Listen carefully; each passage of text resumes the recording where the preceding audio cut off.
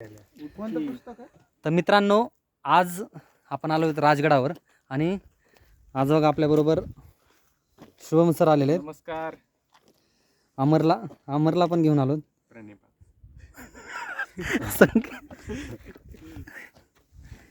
तर असं आम्ही सकाळी निघालो होतो लवकरच.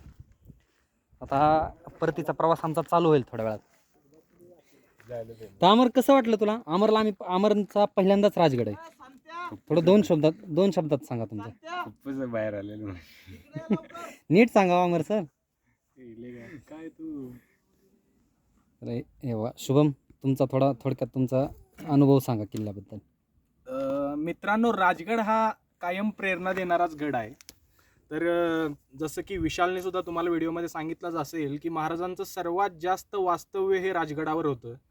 महाराजांचा जो काळ इथं गेलेला आहे तो खरं म्हटलं तर सुवर्ण काळ होता स्वराज्याचा. ज्या काळात स्वराज्य मोठं झालं आणि असा हा सुलक्षणी गड खूप जाऊ दे थांबत